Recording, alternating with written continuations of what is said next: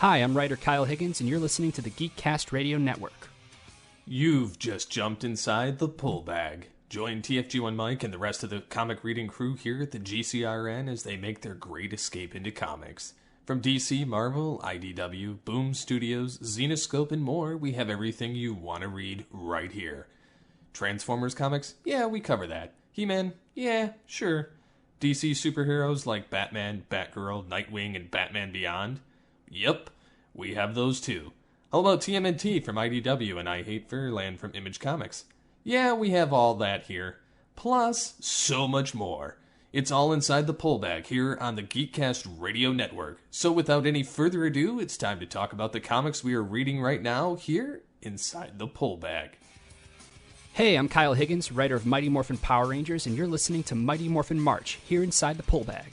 Thank you so much, Mr. Kyle Higgins, writer on Mighty Morphin Power Rangers. I can't believe that Tommy's the Green Ranger. There's gotta be a mistake. Hello and welcome to The Pull Bag. This is episode 341. I am, of course, TFG1 Mike. Joining me once again, Steve Megatron. Hello, sir. Hello, sir. How are you? Doing well. And we are continuing on here inside the Command Center, our Power Rangers coverage from the Boom Studios comic book series. Just to let everyone know who's listening to this on the From the Command Center podcast feed, I did ask Scotty Cash, and I did ask Balt Matrix. I never got an answer from Balt Matrix because, whatever. Scotty's in the middle of a whole bunch of life stuff right now. I'm hoping he can come back at some point, but Steve and I are here.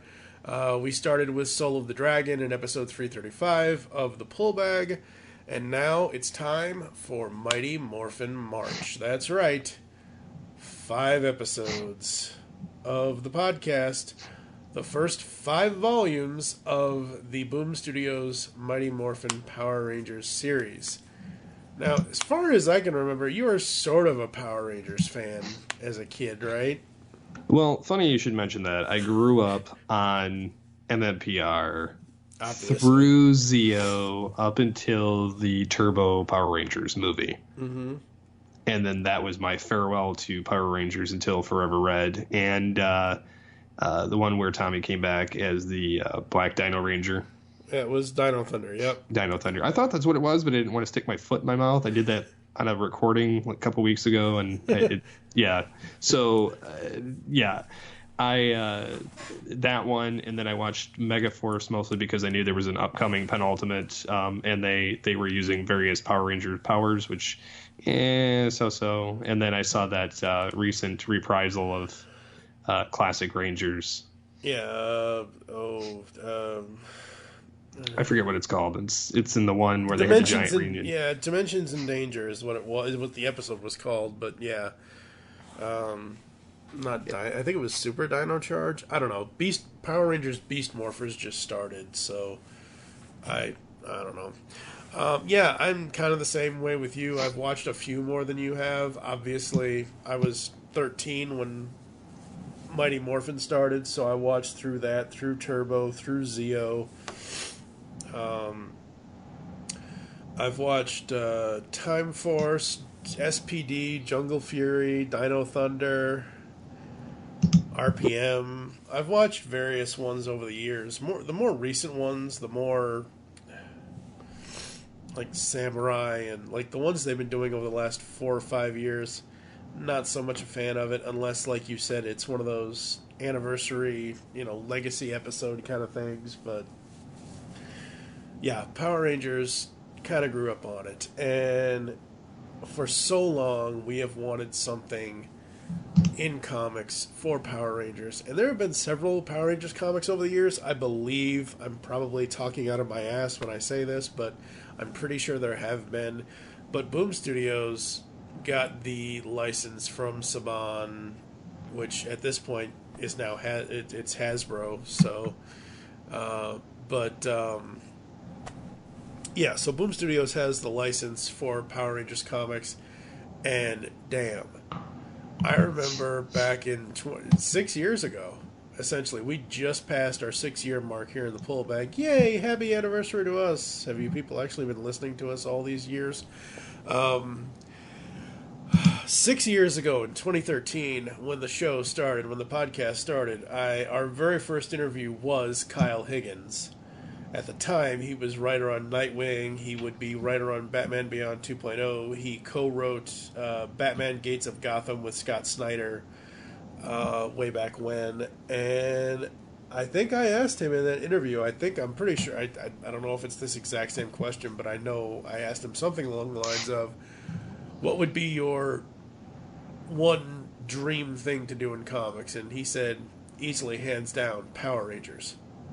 That was 2013. I think the Boom Studios stuff started in 2015, 2016, and we're now in 2019.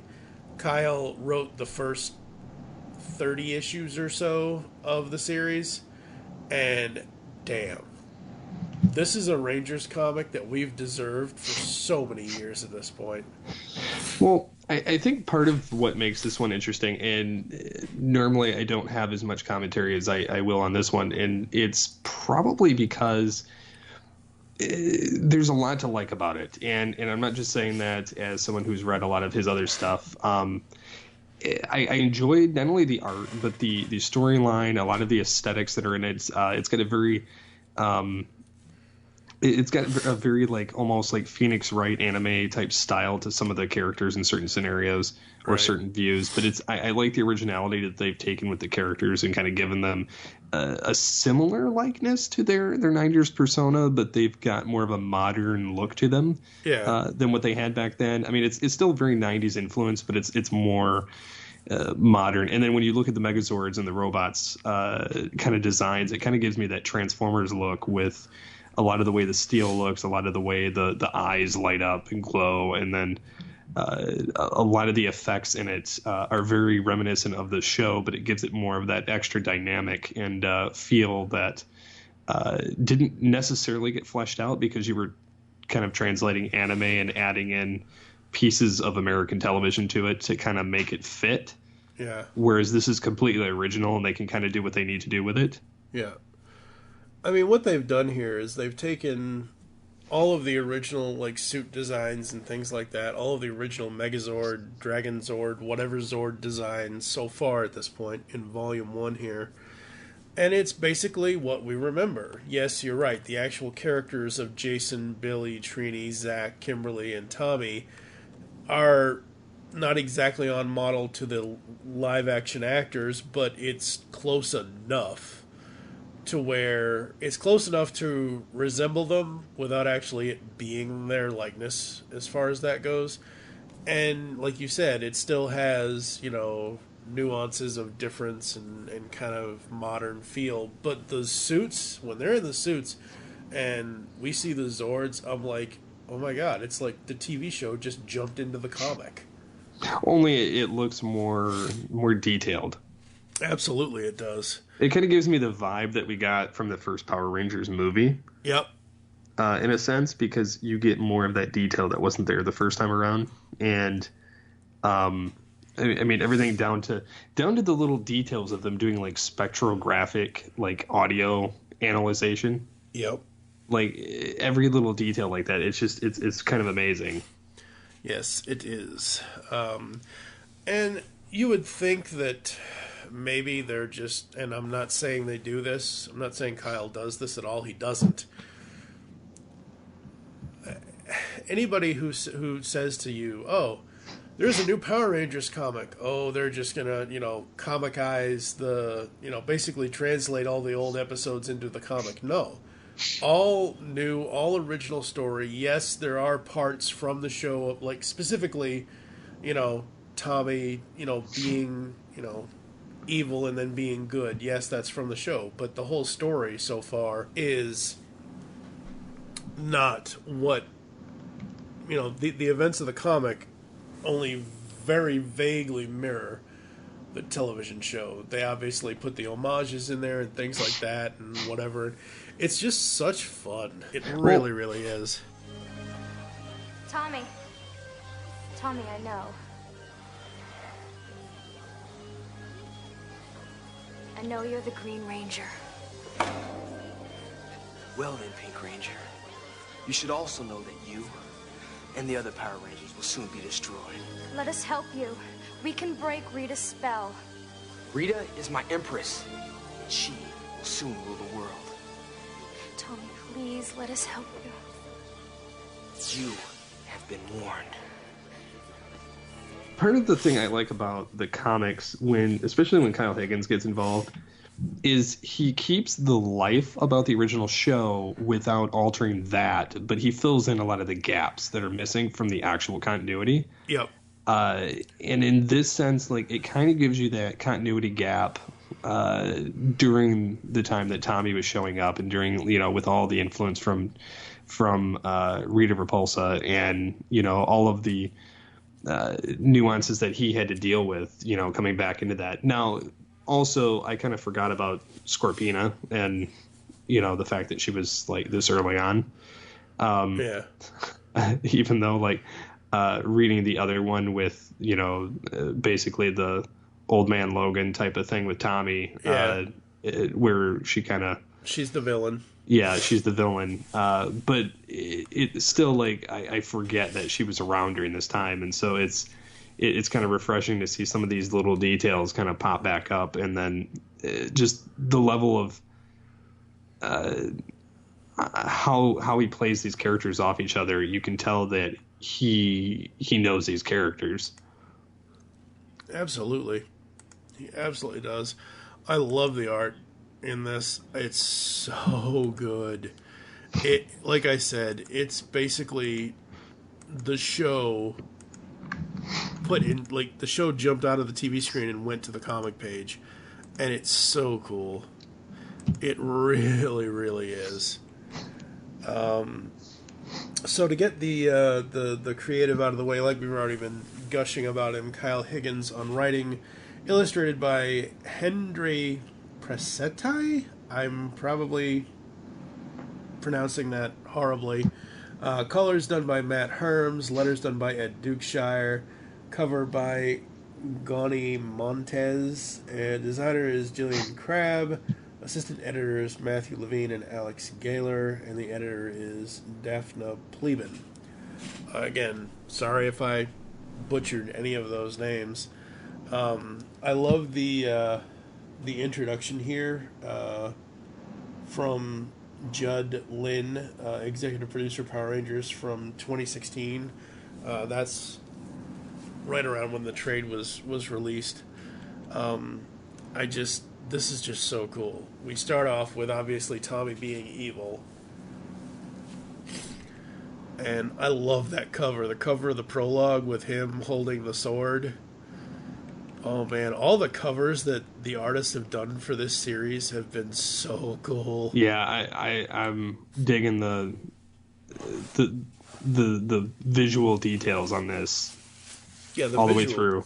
Yeah, the visual detail is off the charts. And I'll tell you, when I found out that they were up to Volume 4, by the time that I bought these, I think it was March of 2017, was it? Or 2018? I forget.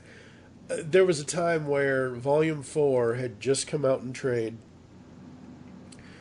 And it's when I first found out about the comic, really. Like, when I first remembered that, hey, isn't there a Mighty Morphin Power Rangers comic that Kyle Higgins is writing? I need to go to Comixology and check on it. I bought the first 4 volumes and read them within like a day and a half, all 4. This comic series, the way that Kyle writes these characters, it reads so fast. And I know you've said to me off air and in previous episodes that you read fast. Normally I do, but sometimes I don't.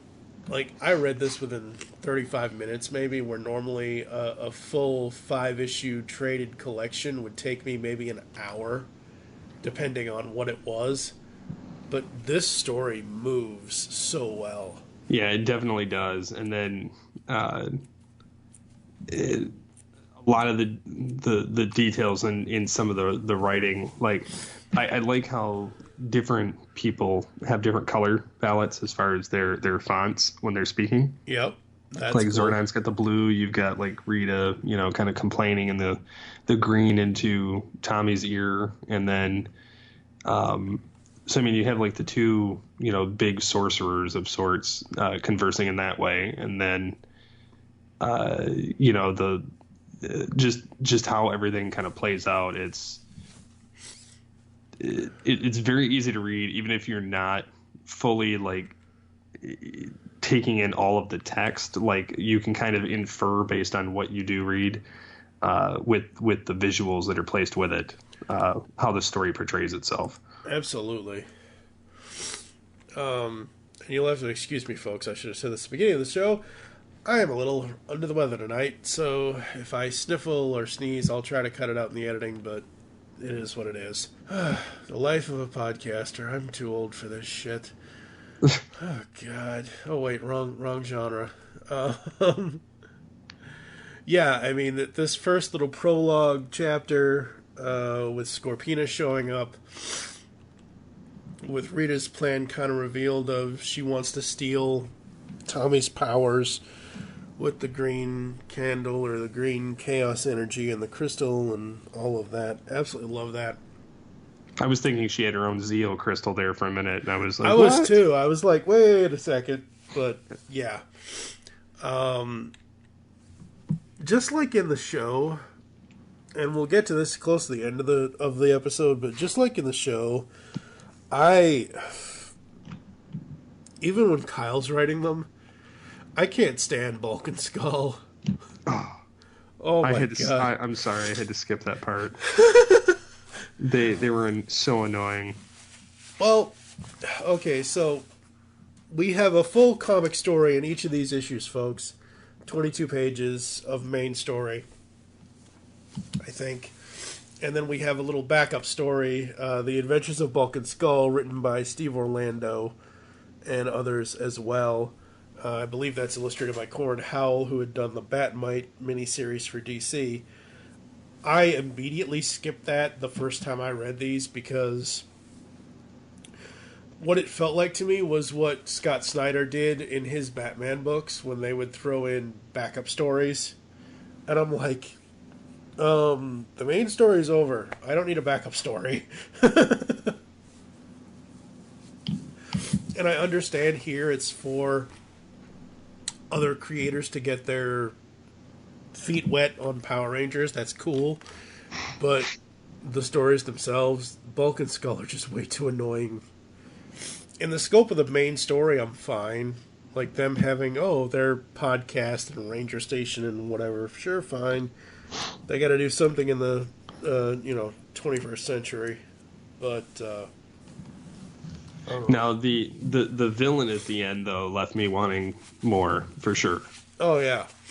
Yeah, this whole first volume, we basically get introduced to each of the characters. We get, Zach is the biggest one that has, objections on Tommy because they don't know him that way. And rightfully so. I'm not saying he shouldn't have those. But, because new guy and knew this and he was evil, now he's not, and yada, yada, yada. I do absolutely love, though, how all of the fight scenes with Tommy and with the other Rangers work. There's a beautiful panel, not just in guided view for me on Comixology, but just the regular full-page panel. On the top, Tommy is in this fight for his life, and on the bottom it's him, Kimberly, and then the pterodactyl Dinozord, and it's this, I guess, training montage kind of thing that they're working on with him. It's such beautiful art. I absolutely love the art in this series. It's so very cool. And like I said before, again, the covers at the end of chapter 1, there's an alternate cover for issue 1, which is the variant Zord cover for Red Ranger and the Tyrannosaurus. Oh, it's so beautiful. Absolutely love that art. That art is done by Gani Montez as well. So very, very, very cool. And I love how each of these first issues tackles, like I said, each character. Like Billy and Trini working together inside the Dragon Zord. That's cool. Trying to figure out how the Dragon Zord works, kind of a thing. You have Jason with his sensei stuff and, you know, his teaching classes for martial arts, which again is something that he did in the show, and it's something that Tommy would eventually, you know, join him in doing, which they even broach that in this as well. What I love is how we see Rita be in Tommy's head, supposedly. I always assumed it was Rita, and then obviously as we go through this, it's, you know, more him self-doubting, self-loathing kind of thing. But absolutely dig it.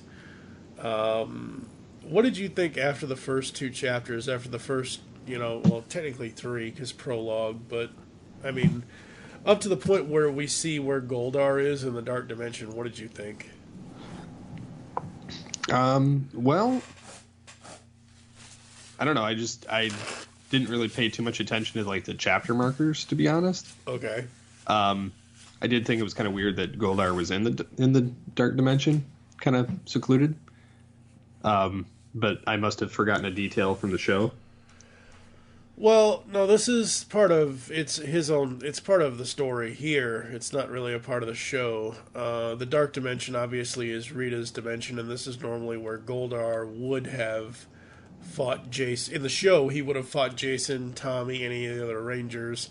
But in this story, in Kyle's story here, he is being punished because he failed to bring the Green Ranger back to Rita. So that's what's kind of going on there.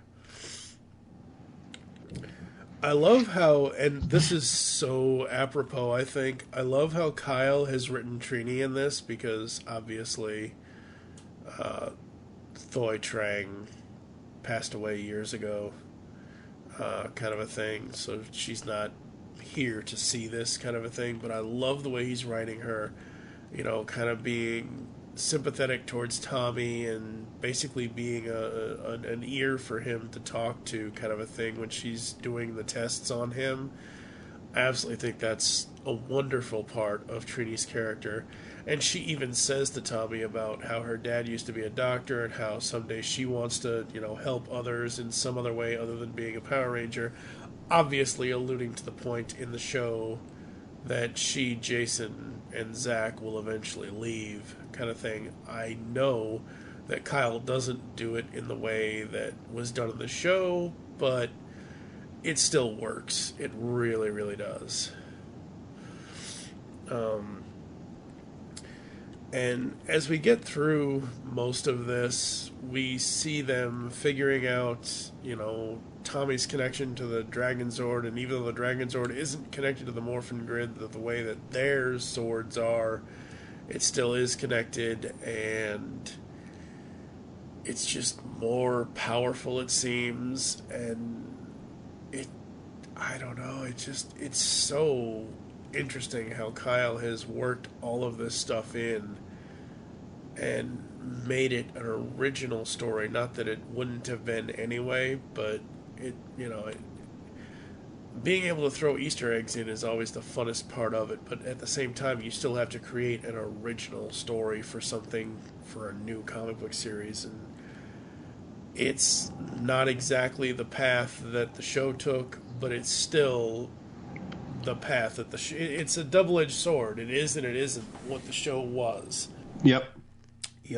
Yeah, like I said, absolutely love it. I love the image later on when the Megazord picks up the sword. Like I said, you know, Jason versus Tommy and Tommy versus everybody kind of thing. Him trying to fit in and figure it out. And by the time we get to the end of it, it's like, oh boy, Rita has enough energy to release whatever she's going to release, and it's this giant monster thing. Looks nothing like any Power Rangers monster you've ever seen before in your life.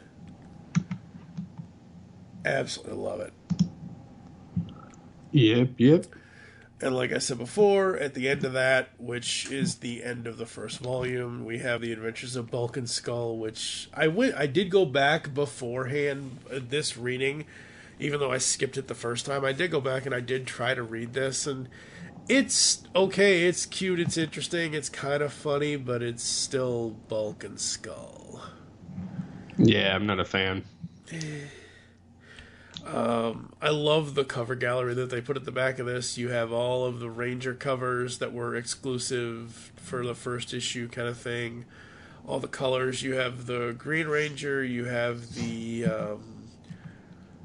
Red Ranger. I think you have the Black and the Pink Ranger as like action figure covers, which is really cool. You have Squat as a big face kind of cover, which is really fun and interesting. Yeah, this was just such a fun read. I knew when I found out that all 4 of these were on Comixology, I'm like, I have to buy all 4 right now.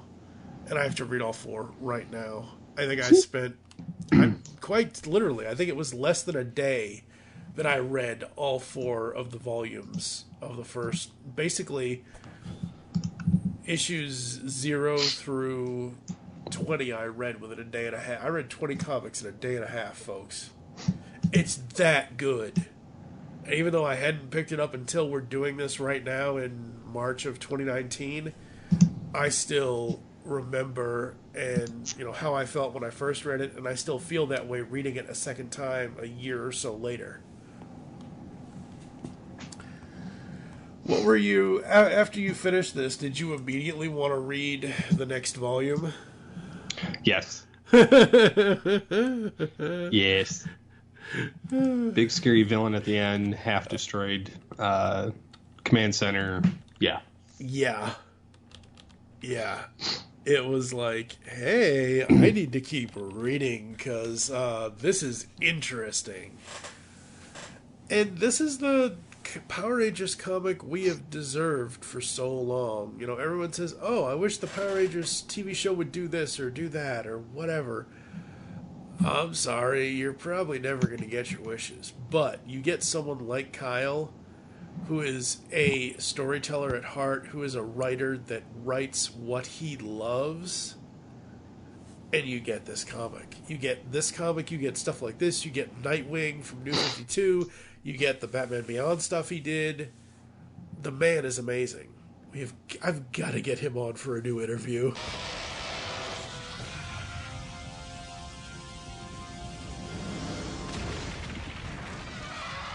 Dragon Sword!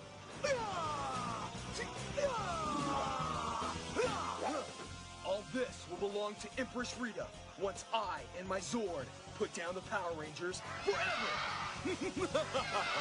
Volume 1, Boom Studios, Mighty Morphin Power Rangers, 0 to 5 scale. What would you give it? I would give it probably... I never give a perfect score, so this will probably be like a 4.5 for me. Yeah. But it's pretty close. Yeah. Some things just need a perfect score, and I think there was nothing in the art. Like, certain comics, and I agree with you, certain comics, certain things, I can, find little bitty flaws and little bitty things in it that I didn't really care for. Other than the Adventures of Bulk and Skull, which is separate from the main story, other than the backup story, I loved all of this. I loved the whole story. I loved all the character bits. The art is amazing. Oh, these artists are so talented. And they're doing Power Rangers so much justice. Absolutely love it. But to be objective, I'll give it a 4.5 as well. I'm not saying I'm not going to end up giving any of the other trades a 5 at some point. But for now, 4.5. Absolutely love it. What are you... Like, without reading ahead, and I know you haven't yet, because I haven't even started reading the second trade yet. With that cliffhanger, with the monster, what are you expecting? Are you expecting anything? Are you hoping for anything in the next trade?